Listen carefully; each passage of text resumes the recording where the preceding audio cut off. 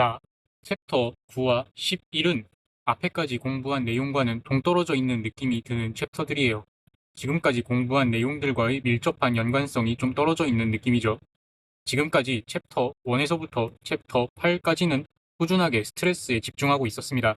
근데 남아있는 챕터 9와 11에서는 스트레스 자체보다는 구조체의 구체적인 변형 길이에 집중하게 됩니다. 이번 챕터 9에서는 빔이 변형되는 형태를 직접 함수식으로 나타내 볼 겁니다. 오른쪽 예시의 그림을 보면 x에 대한 함수식이 적혀 있죠. 이니셜 컨디션이나 바운더리 컨디션을 정확하게 파악하는 것, 그리고 실수 없이 계산하는 것이 중요하겠습니다. 먼저 구단원 내용을 본격적으로 들어가기 전에 미리 알고 있어야 할 중요한 내용들에 대해 짚어보겠습니다. 챕터 4에서는 밴딩 상황에서 외부로부터 가해지는 모멘트 M과 내부에 형성되는 노멀 스트레스 시그마 간의 관계식을 정리했었죠. M은 시그마 M 오버 C 곱하기 I의 형태였습니다. 그리고 L 이퀄 로 세타, L 프라임 이퀄 로 마이너스 Y 세타라는 식을 활용해서 시그마 Y가 2 곱하기 마이너스 Y 오버 로우라는 함수식도 얻어낼 수 있었죠. 따라서 시그마 M은 2 곱하기 C 오버 로우입니다. 이를 아까 구한 공식에 대입하면 M 이퀄 2 곱하기 C 오버 로우 곱하기 I 오버 C, 즉 2I 1 오버 로우, 즉 2I 카파가 됩니다. 챕터 5에서는 세 가지 형태의 서포트에 대해 공부를 했죠. 롤러 서포트는 이러한 형태로 표시를 했고, 세로 방향으로 떠받들 수는 있지만 가로 방향으로는 자유롭게 움직이기 때문에 힘을 가하지 않았습니다. 그리고 꼭지점에서는 구조체의 회전을 제한하지 않기 때문에 모멘트도 가하지 않았습니다.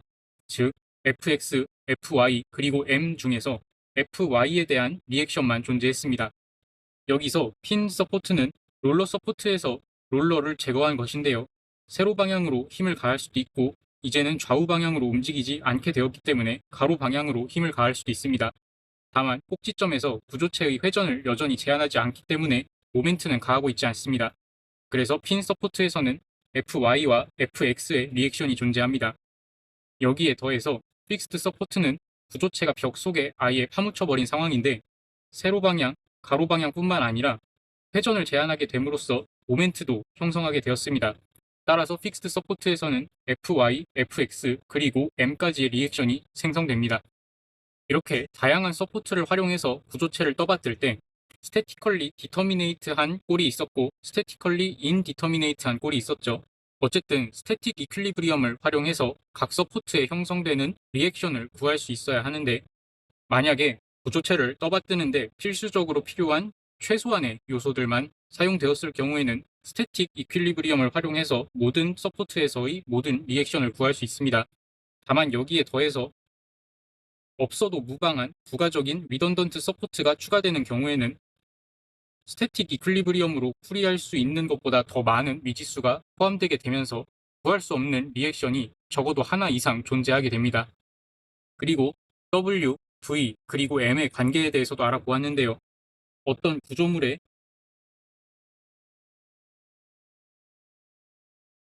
위에서부터 아래로 가해지는 단위 길이당 힘을 나타내는 함수 W에 대해 마이너스 W를 X에 대해 적분하면 내부에 형성되는 시어 포스 V를 구할 수 있고, V를 다시 X에 대해 적분하면 내부에 형성되는 밴딩 모멘트 M을 구할 수 있습니다. 그리고 빔의 내부 단면을 분석할 때 사인 컨벤션에 대해서도 얘기하고 넘어갈게요. 왼쪽에서부터 쭉 진행해 오다가 오른쪽으로 잘린 단면을 마주했을 때에는 위로 향하는 외력으로 인해 아래로 생긴 시어 포스를 양수로 취급했고, 오른쪽에서 쭉 진행해 오다가 왼쪽으로 열린 단면을 마주했을 때에는 아래로 향하는 외력으로 인해 생긴 위 방향의 시어 포스를 양수로 취급했습니다. 그리고 두 경우 모두 구조체를 웃는 입 모양으로 만드는 모멘트를 양수로 취급했죠. 이번 챕터에서는 M 이퀄 EI 카파라는 공식을 자주 사용하게 될 것이기 때문에 커버처 카파에 대해서도 설명을 해봐야겠습니다. 카파는 우선 1 오버 로우로 원의 반지름의 역수입니다. 구하는 방법은 dt, ds의 절대값으로 되어 있습니다. 커버처의 공식을 이해하기 위해서 이러한 임의의 곡선을 따라 물체가 움직인다고 생각해 봅시다. 현재 물체가 이곳을 지나고 있다면 물체의 이동 방향은 이 곡선에서의 접선과 같을 것입니다. 이 접선과 같은 방향으로 가해지는 가속도 성분이 있고 이 진행 방향과 수직인 방향으로 가해지는 가속도의 성분이 있습니다. 진행 방향과 평행한 방향으로 가해지는 가속도는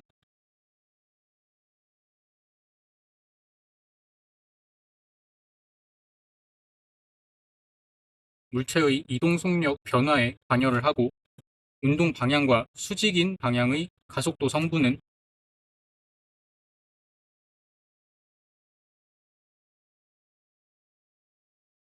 물체의 운동 방향 변화에 관여를 합니다. 이때 운동 방향의 수직인 성분의 가속도의 크기를 구하는 공식은 A 이퀄 R분의 V 제곱이라는 공식을 일반 물리학과 같은 과목에서 배웠습니다. 현재 물체가 존재하는 지점에서의 커버처가 얼마인지를 구하려면 이 지점에서 그려지는 원의 반지름 R이 얼마인지를 구하면 되겠죠. 그러려면 일단 V를 항상 1이 되도록 만들어야 하는데 그 이유가 두 가지가 있습니다. 첫 번째로 커버처 카파를 구하려면 우리는 1 오버 R의 값을 알아야 합니다. 근데 A 이퀄 V 제곱 오버 R의 공식에서 V가 시간에 따라 계속 변화하면 우리가 원하는 결과를 얻기가 어려워지겠죠. 따라서 V가 언제든지 1이 되도록 해줄 필요가 있습니다. 그리고 두 번째로 운동 방향과 평행한 성분의 가속도는 속력의 변화에 관여한다는 이야기를 했었는데요. 만약 속력이 일정하지 않고 시간에 따라 계속 변한다면 운동 방향과 평행한 가속도 성분이 계속 존재하게 될 것입니다. 그러면 우리가 가속도를 계산하는 과정이 더 복잡해지겠죠. 따라서 우리는 물체의 이동 속력이 항상 1로 일정하게 되도록 할 필요가 있습니다. 물체의 위치를 나타내는 R 벡터가 X좌표가 XT, Y좌표가 YT라고 해봅시다. 이때 시간 t에 대해서 미분하면 V 벡터를 얻을 수 있고 그 값은 X'T, Y'T입니다. 이때 우리는 물체의 운동 방향을 나타내기 위해 V 벡터를 활용하긴 하겠지만 속력은 항상 1이 되기를 원하기 때문에 V 벡터를 V 벡터의 크기로 나눠주도록 하겠습니다. 그리고 우리가 이 벡터를 T 유닛 벡터라고 부르기로 하겠습니다. 그러면 이렇게 계산한 T 유닛 벡터는 언제나 이동 속력이 1이 될 것이므로 이 T 유닛 벡터를 시간에 대해 한 번 더 미분해주면 커버처를 구하는데 바로 활용할 수 있는 것일까요? 생각해보면 그렇지가 않습니다.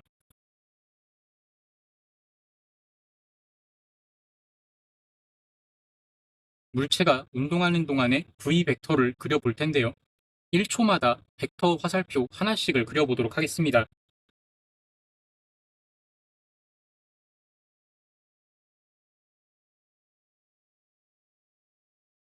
처음 원의 4분의 1만큼을 이동하는 데는 6초가 소요되었고요.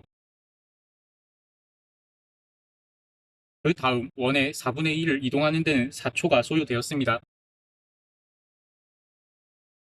그 다음으로는 2초가 소요되었고 그 다음으로는 1초가 소요되었습니다.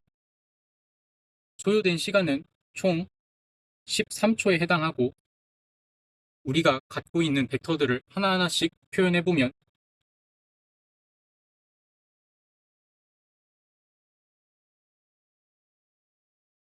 이렇게 됩니다. 그러면 이 V 벡터의 크기로 나누어서 언제나 속력의 크기가 1인 T 유닛 벡터를 구하게 되면 어떻게 될까요? 모든 벡터들의 길이가 1로 통일이 될 겁니다. 그러면 우리가 갖고 있는 13개의 벡터를 다시 표현해 보겠습니다.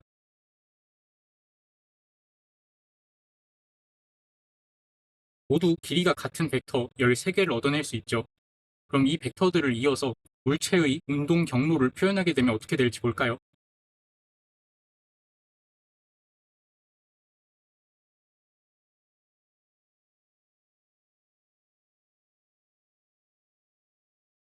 이 궤적을 깔끔하게 이어보면 이러한 회오리 모양이 나오게 됩니다.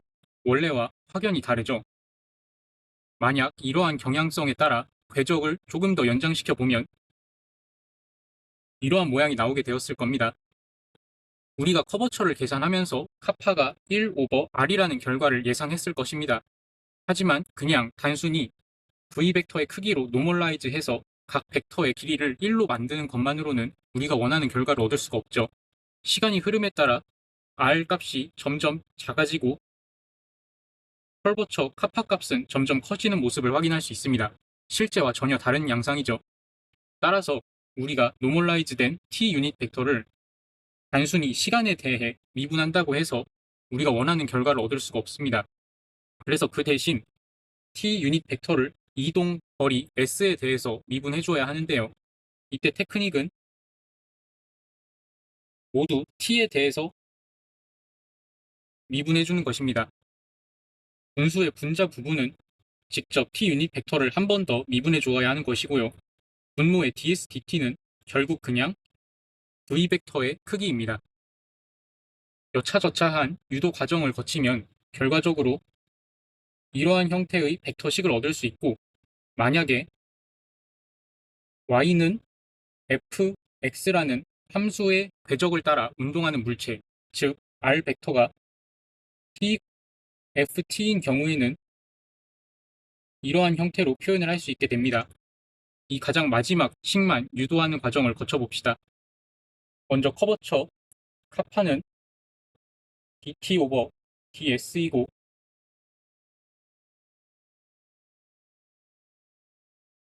이렇게 변형해서 이렇게 써줄 수 있었죠. 그리고 우리가 갖고 있는 r 벡터는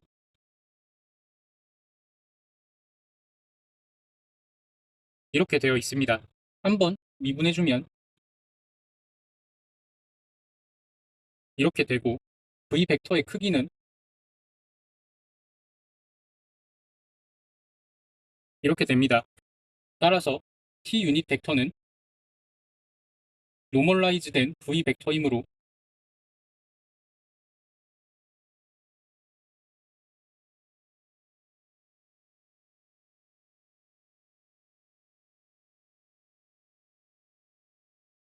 이렇게 됩니다. 이 t 유닛 벡터를 한번 미분해 줄까요?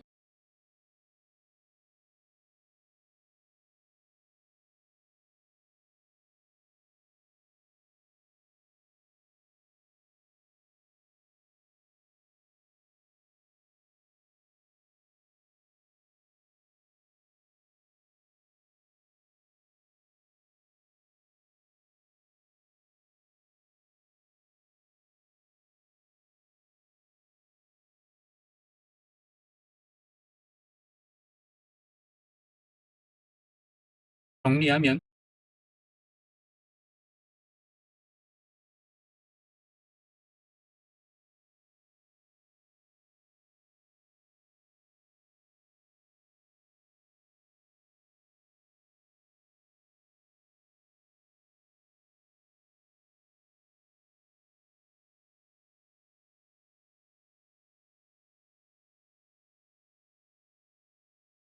이렇게 정리가 됩니다. 이 벡터의 크기는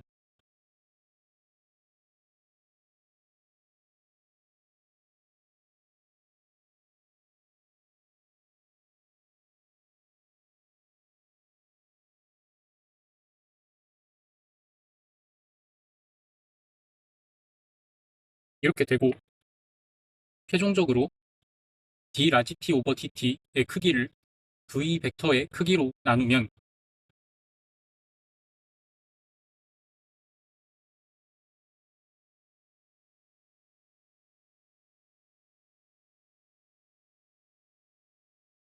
이러한 공식이 완성이 됩니다. 그리고 필수적인 부분은 아니지만 나중에 미분 방정식을 풀이하는 과정에서 라플라스 트랜스폼을 활용하면 단순 다항식의 적분만으로는 계산이 어렵거나 아니면 피스와이즈 펑션을 다루어야 하는 상황에서 큰 이득을 볼 수 있는데요. 라플라스 트랜스폼을 모른다고 해서 문제를 풀 수 없게 되는 경우는 없지만 그래도 알아두면 이득을 취할 수 있습니다. 일단 기본적으로 라플라스 t의 n제곱은 s의 n 플러스 1제곱 분의 n 팩토리얼이었습니다. 그래서 1의 라플라스는 s분의 1이었고 t의 라플라스는 s제곱분의 1, t제곱의 라플라스는 S세제곱분의 2 그리고 T세제곱의 라플라스는 S4제곱분의 6이었습니다. 그리고 라플라스 사인 KT는 S제곱 플러스 K제곱분의 K였습니다. 그리고 라플라스 사인 하이퍼볼릭 KT는 S제곱 마이너스 K제곱분의 K였습니다. 그래서 코사인 KT의 라플라스 변환 결과를 알고 싶으면 이 미분 공식을 활용해서 라플라스 사인 KT를 미분한 K 코사인 KT 이퀄 S제곱 플러스 K제곱 KS 이므로 라플라스 코사인 KT는 S제곱 더하기 K제곱 분의 S라는 결과를 얻을 수 있고, 하이퍼볼릭 함수의 경우에도 동일하게 사인 하이퍼볼릭 KT를 미분한 라플라스 K 코사인 하이퍼볼릭 KT가 S제곱 마이너스 K제곱 분의 KS이므로 라플라스 코사인 하이퍼볼릭 KT는 S제곱 마이너스 K제곱 분의 S라는 결과를 얻을 수 있습니다. 그러면 아까 얘기한 모멘트 M은 EI 카파라는 것, 그리고 카파는 y 더블 프라임 오버 1 플러스 y 프라임의 제곱의 3분의 2 제곱이라는 공식을 유용하게 써먹을 수 있습니다. 이때 y 프라임의 값이 매우 작다고 가정해서 1 플러스 y 프라임의 제곱이 거의 1과 근사한다고 가정하고, 따라서 카파의 값은 y 더블 프라임의 값과 거의 같다고 여깁니다. 그러면 m은 EI 카파의 식이 어떻게 정리가 되죠? 이 가정을 적용시킨다면 EI y 더블 프라임이 됩니다. 이게 굉장히 큰 확장성을 가지고 있는 내용인 게, 이전에 x에 대해서 적분하면 v가 된다고 했고, v를 다시 x에 대해 적분하면 m이 된다고 했죠. 근데 m을 EI 카파 대신 EI y 더블 프라임으로 표현을 하게 되면, 이것을 한 번 미분하면 EI y 프라임, 그리고 한 번 더 미분하면 EI y가 되어서 실제 빔이 어떠한 형태로 구부러지는지에 대한 함수를 작성할 수 있다는 뜻이 됩니다. 이 기법을 활용해서 구조체가 밴딩되는 형상을 함수로 나타내는 것이 이번 챕터의 학습 목표입니다. 그림과 같은 서포트와 구조체가 놓여져 있는 상황에서 C에 외부로부터의 로드 P가 가해졌을 때 빔이 어떻게 휘어지는지를 구해보도록 합시다. 일단 그림은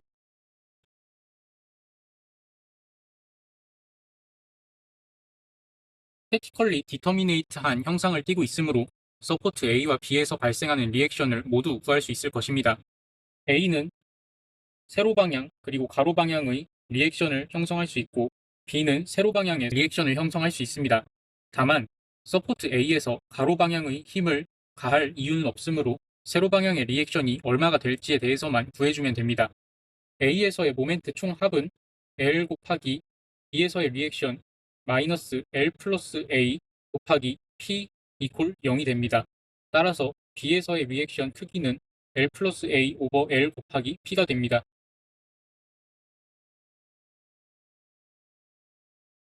그리고 이 구조체 전체에 대해서 세로 방향으로의 힘의 총합이 0이 되어야 하므로 A에서의 세로 방향 리액션 포스는 아래를 향하는 A 오버 L 곱하기 P가 될 것입니다. 다음으로 서포트의 특성에 따라 우리가 확보할 수 있는 이니셜 또는 바운더리 컨디션을 찾아보아야 합니다. 서포트 A에서 Y값을 특정할 수 있을까요? 서포트 A는 가로 방향 그리고 세로 방향 모두 움직일 수가 없으므로 지점 A에서 구조체의 디스플레이스먼트는 변하지 않을 것입니다. 따라서 Y값은 0이 될 거고요. A에서의 Y' 값에 대해서 알 수 있을까요? 현재로서는 알 수 없습니다. 힌트 서포트에서는 구조체가 자유롭게 회전할 수 있기 때문에 A 지점에서 구조체의 기울기가 얼마가 될지는 알 수 없습니다. 그러면 모멘트, 즉 EIY 더블 프라임 값은 어떻게 될지 알 수 있을까요? M 값은 0이 되어야 한다는 것을 알아낼 수 있습니다. A는 구조체의 맨 끝부분이고 픽스드 서포트처럼 벽 속에서부터 모멘트가 가해지는 상황이 아니기 때문에 모멘트는 형성되어 있지 않습니다. 그리고 V, 즉 EIY 트리플 프라임의 값은 무엇이 될지 알 수 있을까요? 우리가 리액션을 계산하면서 A에서는 서포트에 의해 A 오버 L 곱하기 P의 크기만큼 아래를 향하는 외력이 가해지고 있을 것이라 했으므로 해당 지점에서의 V 값은 마이너스 A 오버 L 곱하기 P가 될 것입니다. 지점 B에서는 모멘트나 쉬어 포스까지는 진행하지 말고 y와 y 프라임 값에 대해서만 알아봅시다. B에서는 y 값이 무엇이 되어야 할까요? 마찬가지로 서포트가 위아래 방향으로 움직이지 않기 때문에 지점 B에서의 디스플레이스먼트는 0이 될 것입니다. 그리고 마찬가지로 y'의 값은 우리가 알 수가 없습니다. 서포트의 꼭지점에서 구조체는 자유롭게 회전할 수 있기 때문에 기울기는 알지 못합니다. 그러면 본격적으로 미분 방정식을 풀어볼까요? 우리가 현재까지 알고 있는 정보는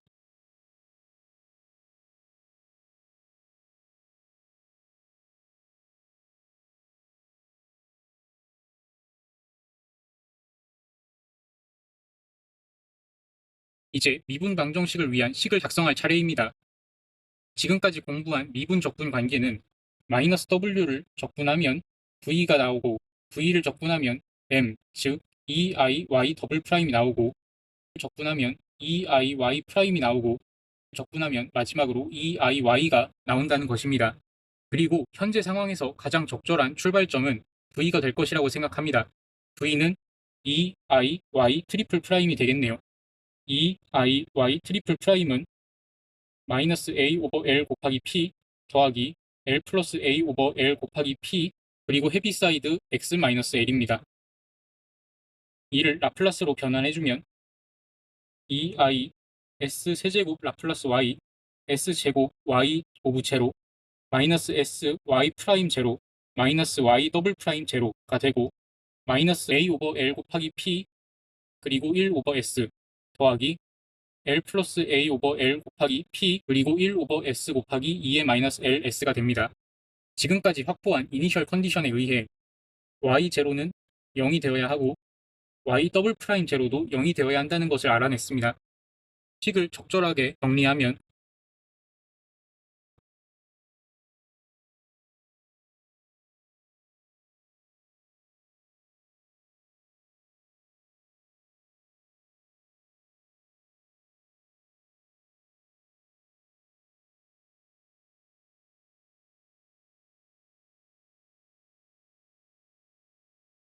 그리고 양변을 s세제곱으로 나눠주겠습니다. 그러면 마이너스 L분의 AP 곱하기 S 4제곱분의 3팩토리얼 그리고 3팩토리얼로 나눠주고 플러스 L분의 L 플러스 A P 그리고 S 4제곱분의 3팩토리얼 그리고 3팩토리얼로 나눠주고 2의 마이너스 LS 그리고 S제곱분의 1 곱하기 Y 프라임 0이 됩니다. 따라서 다시 라플라스를 풀어주면 Y는 1 오버 2I 가로 열고 마이너스 6L분의 AP X 세제곱 더하기 6L분의 L 플러스 A P X 마이너스 L의 세제곱 헤비사이드 X 마이너스 L 그리고 더하기 Y 프라임 0의 X가 됩니다. 이때 여기에 Y 오브 L이 0이라는 것을 식에 적용시켜주면 깔끔하게 마무리를 할 수 있습니다. Y에 L을 대입시켜주면 식의 형태는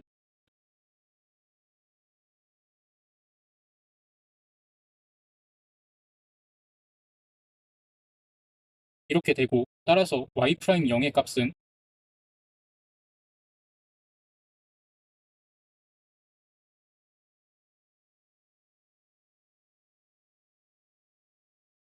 이렇게 됩니다. 따라서 최종적인 함수식을 작성해주면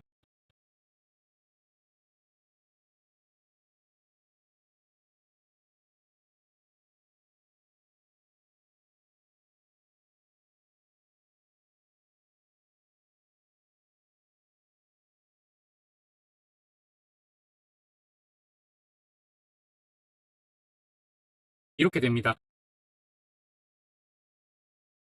교과서에서는 0부터 L까지의 범위에 대해서만 계산을 하고 L부터 L 플러스 A의 범위에 있어서는 계산을 하지 않았는데 만약 라플라스 변환을 활용해서 헤비사이드라는 편안한 도구를 사용하지 않는다면 일반적인 적분을 통해 양 범위에서의 각 함수를 구하고 이 경계면에서의 y값과 y' 값이 같다는 등의 연결 고리를 활용해서 복잡하게 식을 맞춰 나가야 하기 때문에 0부터 L까지 범위에 대해서만 식을 작성했습니다. 하지만 라플라스 변환을 활용하면 처음에는 괜히 비효율적인 방법인 것 같다가도 나중에 외부적 상황이나 문제에서 요구하는 상황이 더 복잡해지는 경우에는 일반적인 다항식의 적분보다 더 편리해지는 것을 느낄 수 있습니다. 그러면 헤비사이드를 제외한 부분만 식의 형태를 비교해보면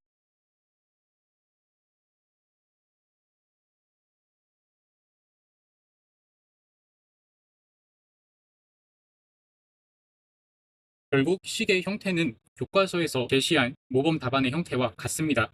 오히려 저희는 L부터 L 플러스 A 범위에 있어서까지 함수식을 작성했기 때문에 더 훌륭한 답안이라고 할 수 있겠네요. 이번에는 statically indeterminate한 경우에 대해서도 식을 유도해 보겠습니다. 해당 구조체를 가로로 지탱하는 데에는 오른쪽의 픽스드 서포트 하나만으로도 충분하지만 왼쪽에 불필요한 부가적인 서포트 A가 더 추가되었음을 볼 수 있죠. 따라서 스태틱 이퀄리브리엄만으로는 정확하게 구해낼 수 없는 리액션이 적어도 하나 존재한다는 뜻입니다. 하지만 일레스틱 커브를 구하는 과정을 통해 서포트의 리액션을 구할 수 있는데요. 그래서 스태티컬리 인디터미네이트한 상황에서 일레스틱 커브 함수식을 도출할 것을 요구하는 문제에서는 단순히 함수식 자체가 중요한 것도 있지만 리액션을 구하도록 요구하기 위해서 이러한 문제를 출제하는 경우도 있습니다. 실제로 이 문제에서는 일레스틱 커브를 구함으로써 A에서의 리액션이 얼마인지를 구할 것을 요구하고 있습니다. 일단 표시할 수 있는 데까지만 표시해보죠. A에서는 위를 향해 리액션 A가 작용하고 있을 것이고 외부의 로드로 인해 가해지는 아래 방향의 힘의 총합은 2분의 1 W0L입니다. 이에 따라 B에서는 위 방향으로 2분의 1 W0L-RA만큼의 리액션이 형성이 되겠습니다.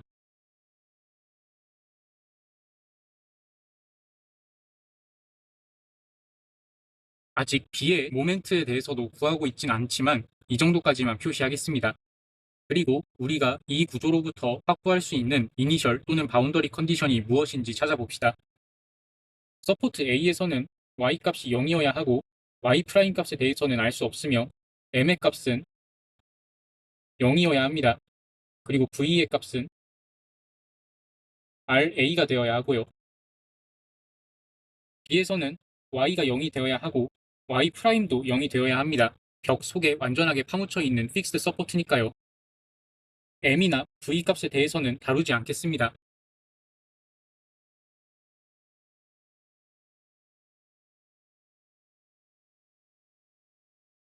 이제 디퍼런셜 이퀘이션을 직접 풀어볼 텐데요. 저번에도 여러 번 이미 설명했지만 마이너스 w를 적분하면 v를 얻을 수 있고 v를 적분하면 m을 얻을 수 있는데 이때 m은 eiy 더블 프라임입니다. 한 번 더 적분하면 eiy 프라임이 되고 한 번 더 적분하면 마침내 eiy가 되어 최종적인 y를 구할 수 있게 됩니다.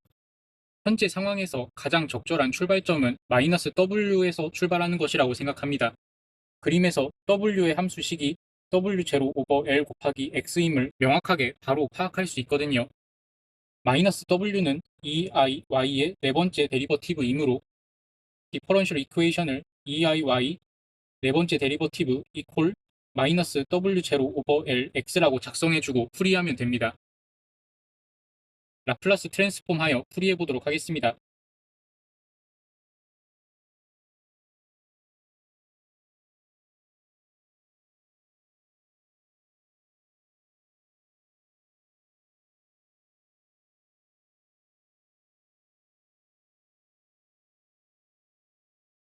미리 확보해둔 세 가지 이니셜 컨디션을 오른쪽 식에 적용하면 y0이 포함된 텀이 사라지고 y 더블 프라임 0이 포함된 텀도 사라지고 y 트리플 프라임 0은 RA 오버 EI로 대체할 수 있습니다.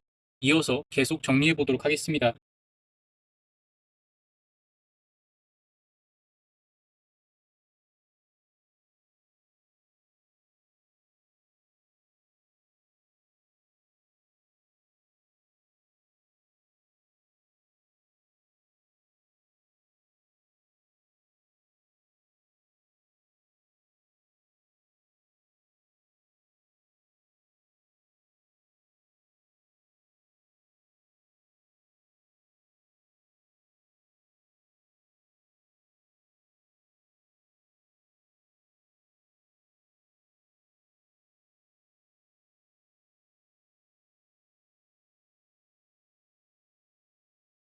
라플라스를 다시 역으로 풀어주면 y는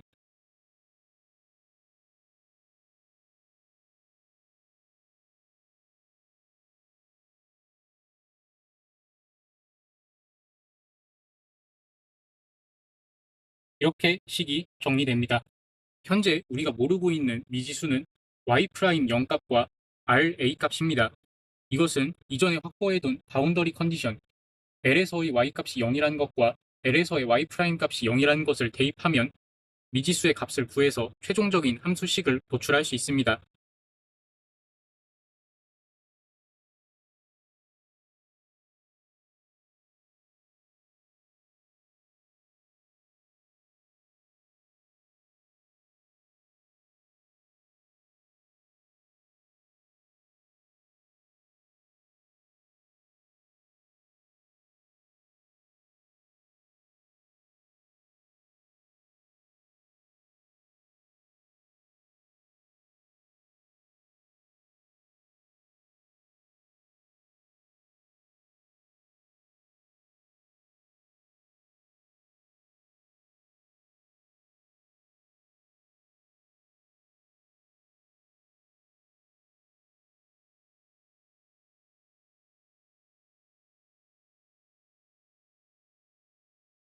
이렇게 얻어진 두 연립방 정식을 풀이하면 y' 0값과 RA 값을 구할 수 있겠죠.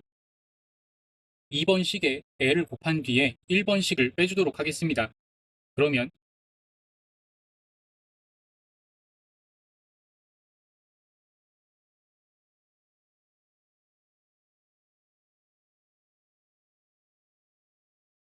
이렇게 되고 따라서 RA는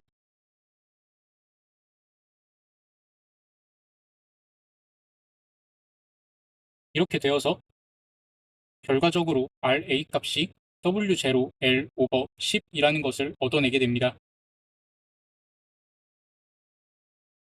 이어서 y' 0값까지 구해서 최종적인 함수식까지 구해보겠습니다. 2번 식에 RA가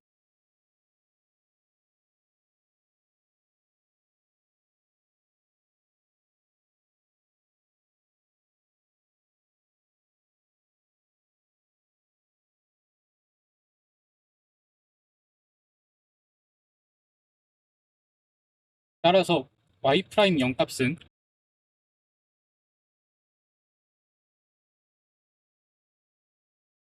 이렇게 됩니다.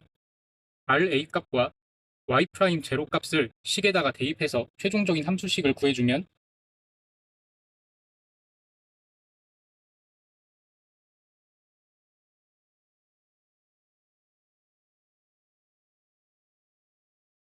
이렇게 정리됩니다.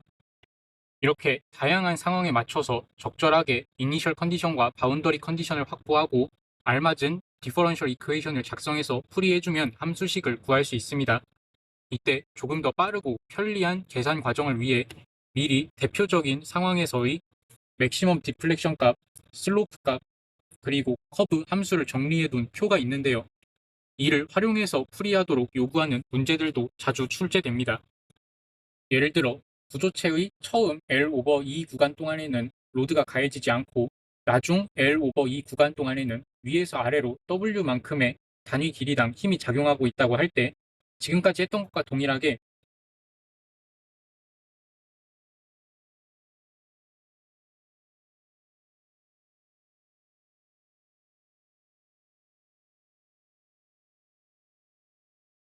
이렇게 디퍼런셜 이퀘이션을 작성하고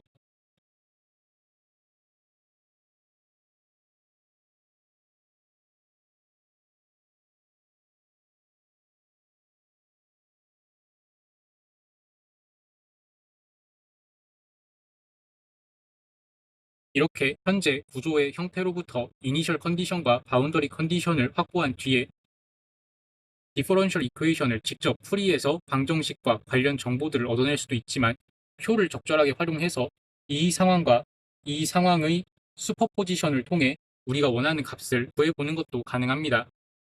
B에서의 디플렉션 정도와 슬로프를 구하고자 한다고 해봅시다. 테이블의 이곳은 Ymax 값이고 이곳은 끝부분에서의 슬로프입니다. 그러면 로딩 1에서는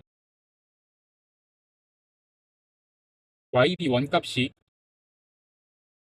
마이너스 WL 4제곱 오버 82I 라고 적어줄 수 있고 세타 B1 값이 마이너스 WL 큐브 오버 6EI라고 적어줄 수 있습니다. 그리고 로딩 2에서는 2분의 1만큼 진행한 곳에서 디플렉션 값이 W 오버 8EI 그리고 L의 4제곱 오버 16이라고 적어줄 수 있고, 이곳에서의 기울기가 W 오버 6EI 곱하기 L 큐브 오버 8이라고 적어줄 수 있습니다. 그러면 이렇게 구한 기울기 값을 활용해서 B의 L 오버 2 구간 동안에는 빔의 형태가 일직선이라고 가정할 수 있습니다. 그러면 뒷부분에서의 디플렉션은 슬로프 세타에 L 오버 2를 곱해줌으로써 구할 수 있습니다.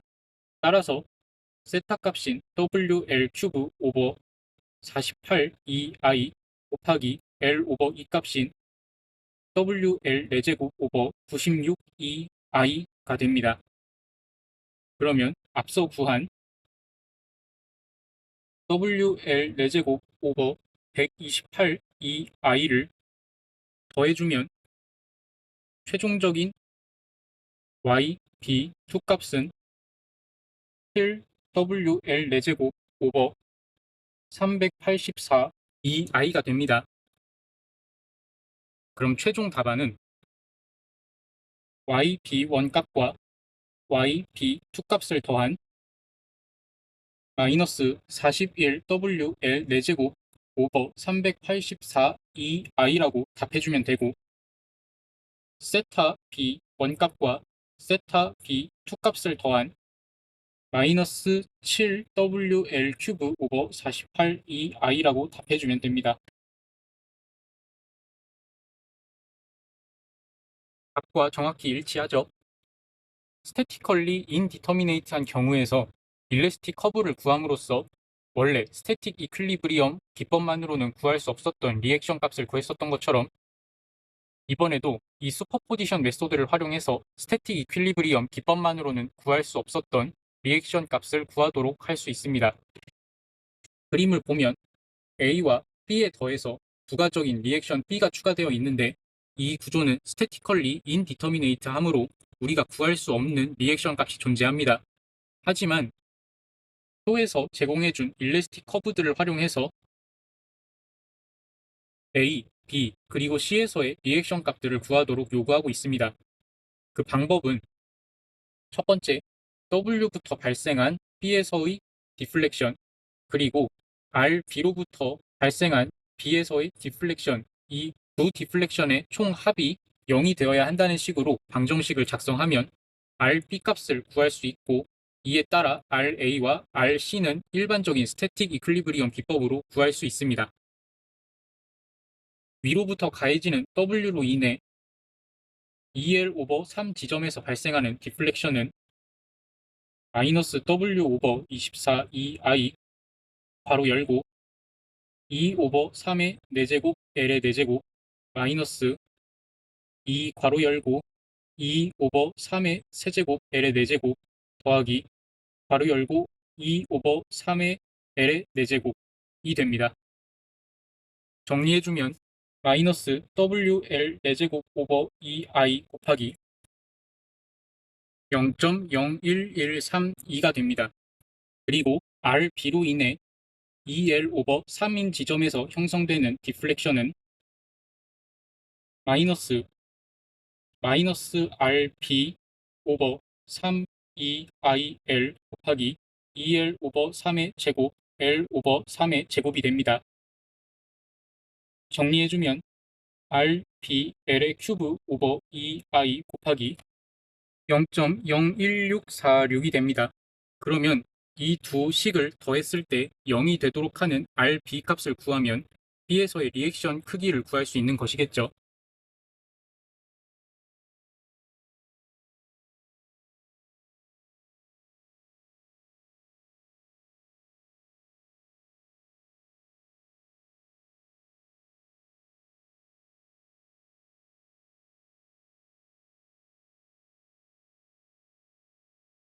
계산해주면 RB는 0.688WL이라는 결과를 얻을 수 있고, 이를 통해 기본적인 스태틱 이퀄리브리엄 기법을 활용하면 RA는 0.271WL 그리고 RC는 0.0413WL이라는 것을 구할 수 있습니다.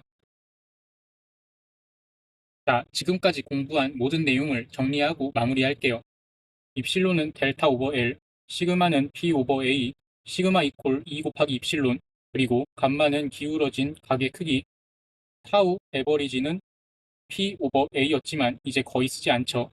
타우 이퀄 G 곱하기 감마입니다. 타우 로우는 타우 M 곱하기 로우 오버 C이고, 외부 토크 T에 대해 T 이퀄 인테그랄 로우 타우 M 곱하기 로우 오버 C여서 타우 M 오버 C 곱하기 J입니다.